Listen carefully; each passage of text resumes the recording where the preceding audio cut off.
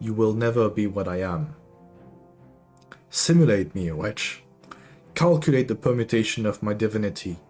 Compute the death in the shape of my throne. Render my shadow on the stone of 10,000 graveyard worlds. It will never be enough.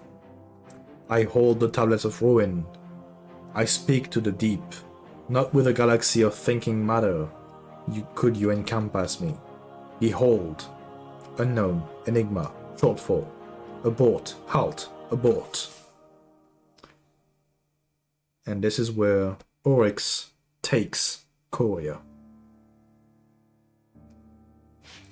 Which, I'll take a quick drink real quick because talking this much is exhausting on my throat.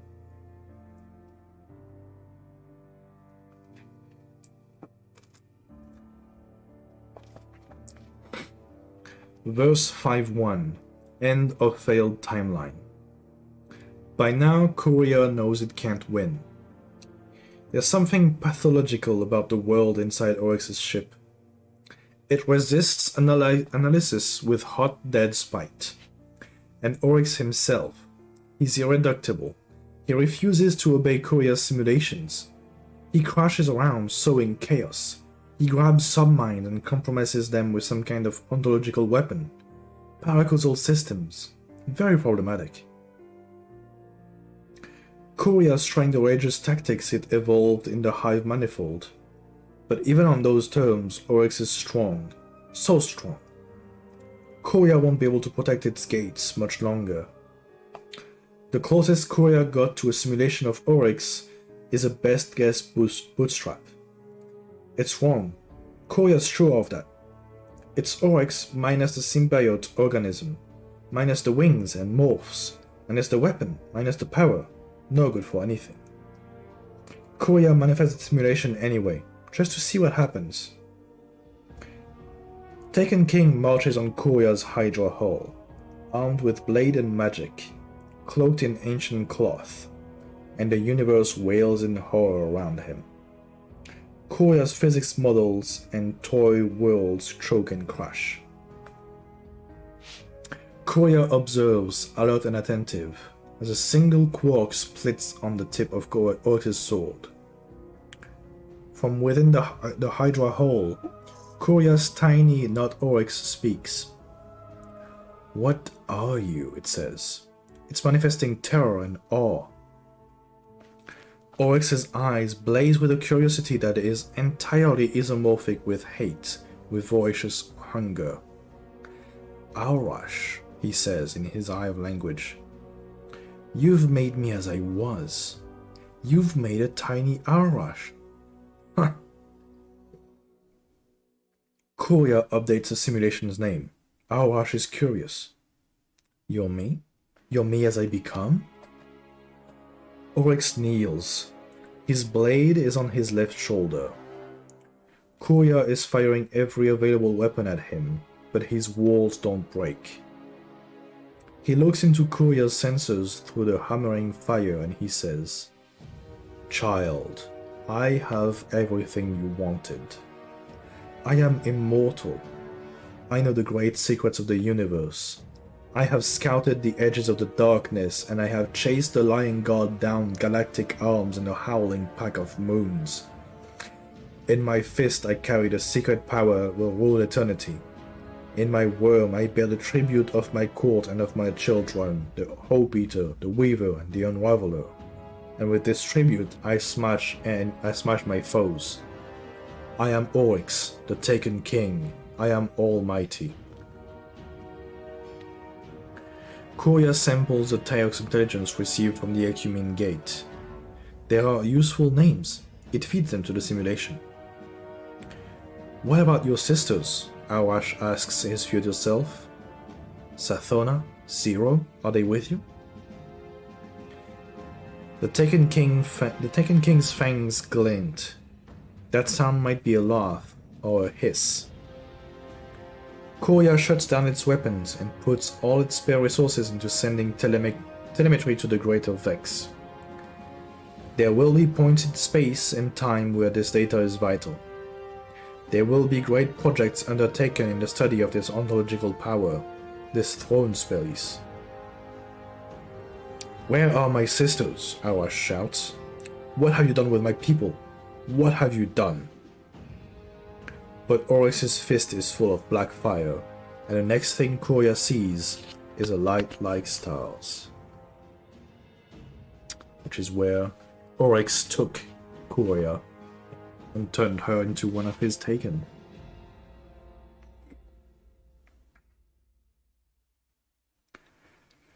I have a gift for you.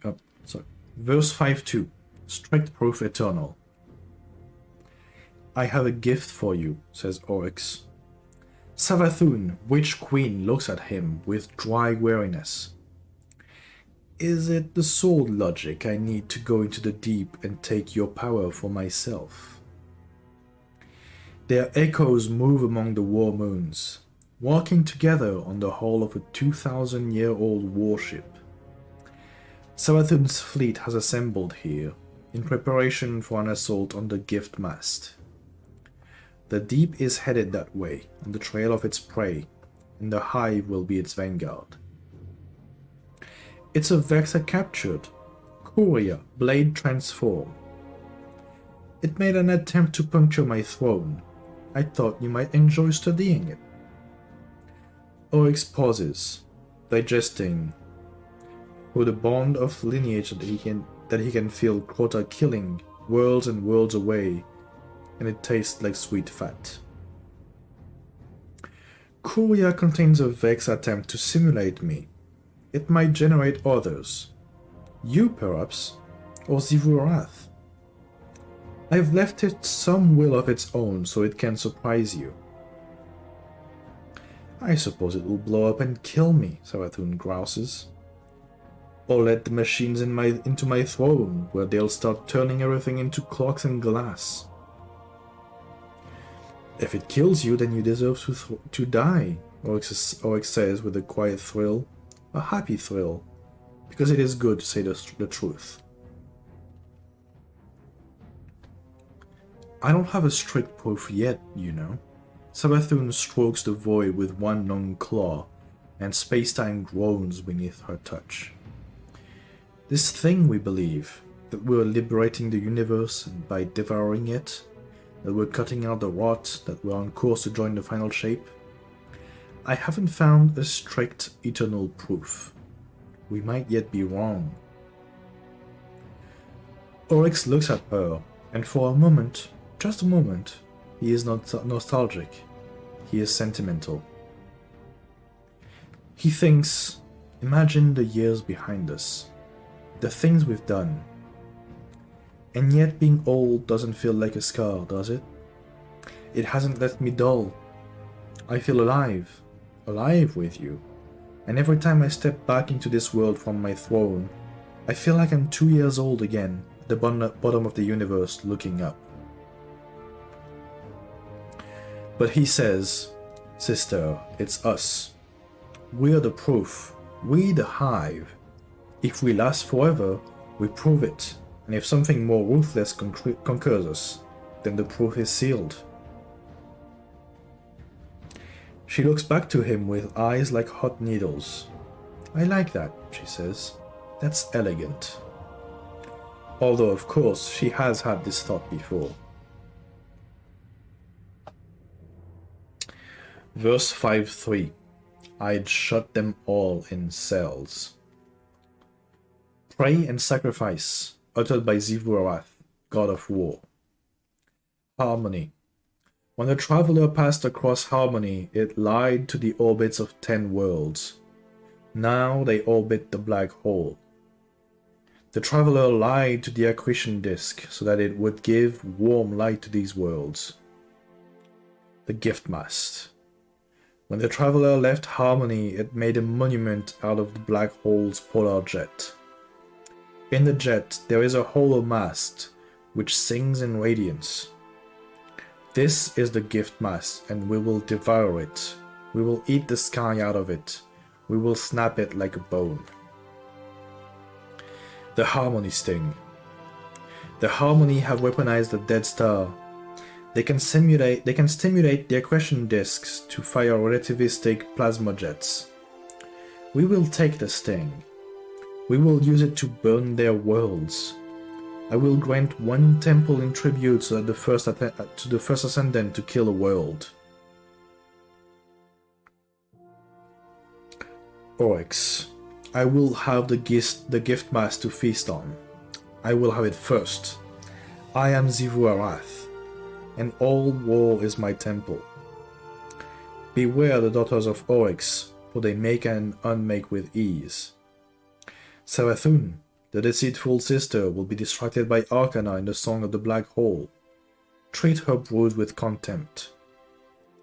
The Traveler, we chase it and we will devour it. The deep will rule the cosmos. The dragons, our gods should be ours alone. Their smug freedom is an insult to me. I would shut them all in cells. Bring them to me.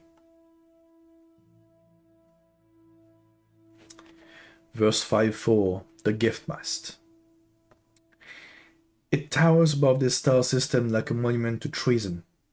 It beams with silver light. It sings a radio lullaby made of soothing lies. In its light lived their harmony, and they are now our prey. Now arrives Xivu Arath at the head of her armada. She fights the Harmony for 50 years with strategies and discipline. But the Harmony turned to dragon wishes, and their wishful bishops wrestled Xivu in the Ascendant Plane. So this would be where the Ahamkara come from, the wish dragons. Xivu falls into deadlock. Next arrives Savathun, flanked by her chorus and her celebrants. They trek their way onto Anna Harmony in disguises, so that they might vivisect these dragons. The Worm God laughs and laughs. For 100 years Savathun keeps secret covens among the Harmony. But first of all was Oryx, whose brood grew in secret places in the rubble of the accretion disk. The first navigator sends rocks and comets to crash into the Harmony worlds, so that the Harmony fleet will be disarrayed.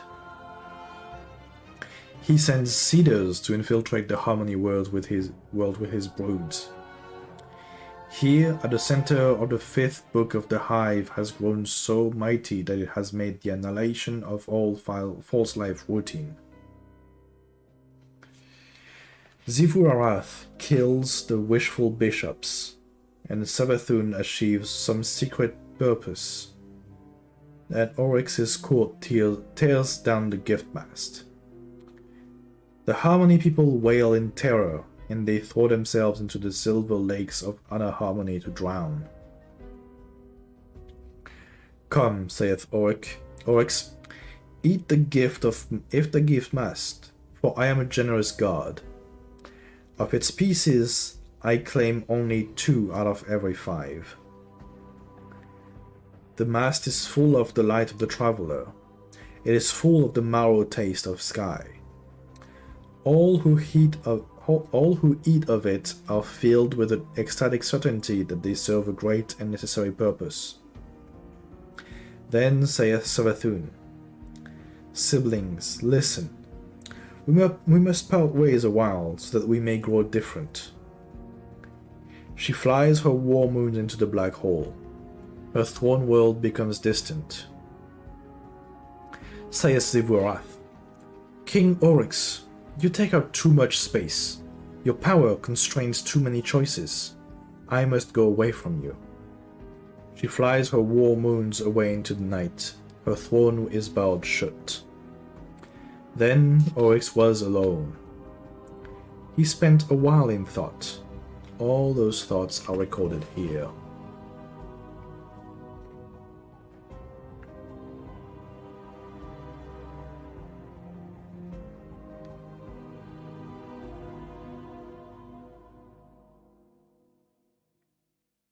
Verse 5:5. Apocalypse refrains. This is our message to the things that we will kill. A species which believes that a good existence can be invented through games of civilization and through laws of conduct is doomed by that belief. They will die in terror. The lawless and the ruthless will drag them down to die. The universe will erase their monuments. But the one that sets out to understand the one true law and to perform worship of that law will by that decision gain control over their future. They will gain hope of ascendance, and by their ruthlessness they will assist the universe in arriving at its perfect shape. Only by eradicating from ourselves all clemency for the weak can we emulate and become that which endures forever. This is inevitable. The universe offers only one choice, and it is between ruthlessness and extinction. We stand against the fatal lie that a world built on laws of conduct may ever resist the action of the truly free. This is the slavery of the traveler, the crime of creation, in which labor is wasted on the construction of false shapes. If you choose to fight us with everything you have, with all your laws and games. We will prove our arguments thus. Verse 5-6. Ayat, ayat, ayat, ayat, ayat. All is well. Ayat. What is at war is healthy. What is at peace is sick. My son Quota feeds me rich tribute. My lineages are strong. My worm is vast and satiated. And with that security I can spend my time on study and communion with the deep. As I learn more secrets, my power grows. As my power grows, I use it to learn more secrets. Ayat. Let it be thus because it must. I wonder if my sisters have secrets of their own. If my power exceeds theirs, that I may kill them permanently and subsume their thrones. But I think they have strength that they hide from me, developed in time of separation. Yet, the only meaningful relationship is the attempt to destroy. Savathun asks if I am as much a slave of the deep as my taken. She asks what price I pay for my power. I am not taken. The hive is not the deep. The deep doesn't want everything to be the same. It wants life. Strong life. Life that lives free without the need for habitat of games to insulate it from reality. When I make my taken, I make them closer to perfect. I heal their wounds and enhance their strengths. This is inherently good.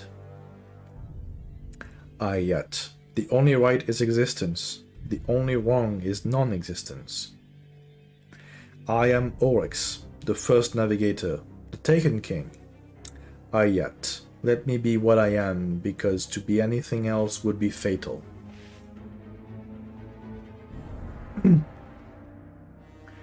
Verse 5-7. Forever and a blade. I considered returning to Fundament, learning what became of the God Wave and the Tungsten Monoliths, and the continents which were all that remained of my people's primal home. But I know what became of all that. It became me. I am the heir of Fundament, the immortal descendant of those 10-year krill.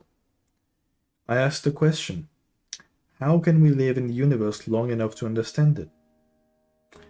And I learned the answer, which is written here in this book. I learned that I had to become the most ruthless of all. I don't know where the darkness, which is the deep, came from, nor the traveler that I hunt, but I will learn. I will learn. This is my inheritance, my estate. Eternity, infinity, the whole universe beneath my sword. This is what I rule, forever and a blade.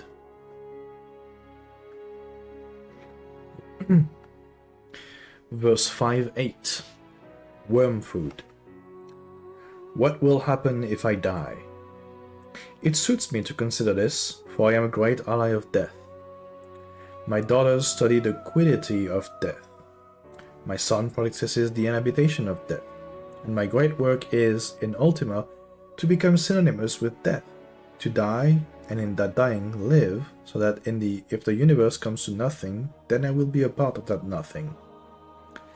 Far better to have a savage universe with a happy end than a happy universe with no hope. I have died many times, but these deaths were only temporary. If my echoes are killed, and I am killed in the material world, then I will be driven back to my throne, the Dreadnought. If my court and my throne can be beaten, if I am confronted in my throne, if I am defeated there, then I will die. My work will end. This is the pact to which I am bound, in particular by my study of the Tablets of Ruin, and by my use of the power of the deep. When I call upon that power, I put myself up as the stakes in a wager. I gamble with my soul. For I am saying, listen, my gods, I am the mightiest thing there is, and I prove it thus. Lately I have realized how much I depend on Crota and my daughters, and even upon my court. If I lost them, my outlays would exceed my intakes. My tribute would not be enough to feed my worm. But this is proper, for if I lost them, then it would be because they were not mighty enough. And then I would be a bad father, a bad king. I must test them and fight with them, to keep them strong. This is my gears. I will go on forever. I will understand everything. There is only one path, and that is the path that you make. But you can make more than one path. Break your sail's bars. Make a new shape. Make the shape from its path. Find your sail's bars. Break out of the bars. Find a shape. Make the shape from its path. Eat the light. Eat the path. If I fail, let me be worm food.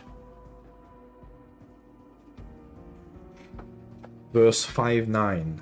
I'll make sure. I have made preparations. If I am defeated, I know it will be because my understanding of the universe was incomplete.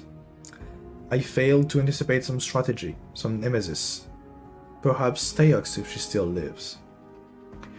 If I am defeated, I know that I will fall to something mighty, something that craves might, something that loves what I love, which is the deep, a principle and a power, the versatile protean need to adapt and endure, to reach out and shape the universe entirely, for that purpose, to mutate and redesign and test and iterate so that it can prevail, can seize existence and hold it, certain that this is everything, that there is nothing to life except living.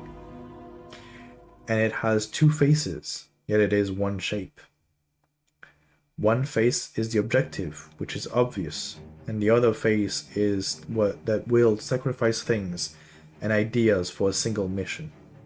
The mission of becoming the shape that will not relent, the utter commitment to survival, to draw the right soul and choose where to cut, to allow this hunger to become your weapon. So I will prepare a book, which is a map to weapon. And my vanquisher will read that book, seeking the weapon, and they will come to understand me, where I have been and where I was going. And then they will take up my weapon, and they will use it. They will use that weapon, which is all that I am. And now I'm thus with my past, and my future, and my present, which is a weapon that takes whatever is available, a weapon bound to malice. They will mantle me, Oryx the Taken King. They will become me, and I will become them, each of us defeating the other, correcting the other, alloying ourselves into one omnipotent philosophy. Thus I will live forever, I'll make sure.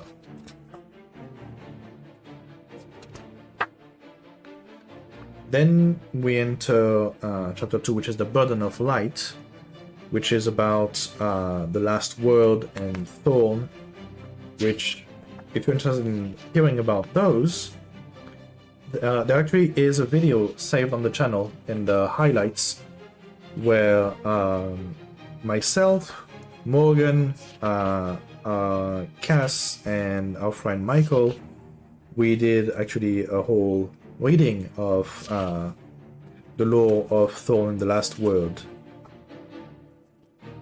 So, if you're interested in learning about that, which honestly I think is one of the best stories in the Destiny lore, that's in my opinion anyway.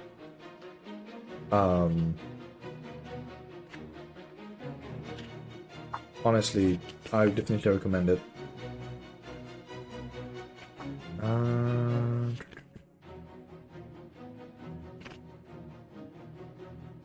There we go. Next chapter is a vacancy. Oryx defeated. Listen. Death is the last part of living, and life is learning to die. The song is the same as the singing. The last truth commands me to eat all the light in the sky. I will go on forever. I will understand. Dwell a moment on the weight of what you've done. Contemplate the story you just ended. Will you ever do anything that screams down the millennia? Will you ever hammer your will on the universe until it rings and rings and rings? Oryx was an awesome power. Show reverence. Alright, enough. A vacancy has opened, hasn't it? How interesting. How very interesting. Do you ever pause, dear listener, to consider who benefits from all this heroism you commit? Do you ever look around you and feel the faintest chill, as if you are the tiny little ball bearing placed beneath a great mass, so that it might, if pushed, begin to roll? You're a god yourself now. You've consecrated yourself. Emulate me. Use your power to learn. There are worse things to practice being. Thank you for the lurk, ramp. King's Fall. Where are you going? No, wait. Listen. I was right at first. In the ever-expanding blighted place, even light must obey the sword logic. Even you, guardians, you best and brightest of the dying dawn. You drew blood in honor of the taken king. The war priest did his duty, and you did yours. Oryx was challenged, yes, but challenged in the way of the hive, which is to say that challenge is worship, is challenge, is power. Sword logic. You played your part well. You were not supposed to touch the light. How did you find your way into the king's cellars? How did you even recognize that benighted draft for what it was? Do you not know that the hive pursue light precisely for the purpose of devouring it, with slavering jaws and slick, greedy, gulping throats? How did you take, or rather untake, the blighted light that Oryx gathered to offer in sacrifice to Akka, and ignite it so that it burned and burned the darkness? It was barely light anymore, but you took it. And when you took it, you did not keep it. You set it free. You fools. You disastrous, bumbling squanderers. It's not right. Who now shall be first navigator, lord of shapes, hallowed god, taken king? Not you. You might have been kings and queens of the deep, but you have toppled Oryx, and you have not replaced him. There must be a strongest one. It is the architecture of these spaces. Why are you leaving? And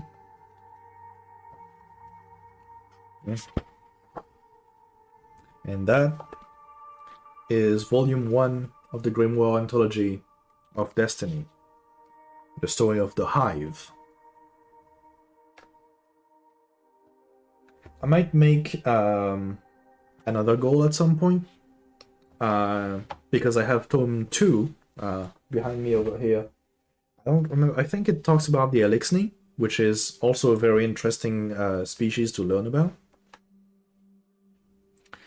But yeah, I might make another goal for that, and you know, see if we can reach that, and do another one of those fireside lore reading at some point. That's gonna be it for today, basically. You know, just a bit of reading. I will make sure to save the video of this stream and put it up as a highlight on the channel, so that it's available for anyone who wants to watch it at any point, even if it's, you know, more than 2 months from now. And yeah, I know that tonight, so in like 6 hours, I think, probably like 5 to 6 hours, I know that Morgan and Dan, at the very least, are going to be streaming more Sons of the Forest. I'm probably not going to stream myself, because 2.5 hours of talking nonstop has tired out my voice, and yeah, need to rest a bit. I will be joining them though on their streams, and then tomorrow, bear in mind, tomorrow at 12 p.m. Eastern Time, Morgan, Ramp, and myself, we will be streaming Lightfall. Just as it releases, as soon as we get past the queue, we will be streaming the game right away. Which we are all incredibly fucking hyped about it, and cannot wait for it to happen. So yeah, keep that in mind if you're interested in seeing what the new expansion of Destiny is. It's probably going to be a very long stream. I don't know how long it will be, but it will be a long stream for sure. And yeah, if you're interested in that, I will see you all tomorrow, 12 p.m. Eastern Time. And till then, I hope you all have a good one.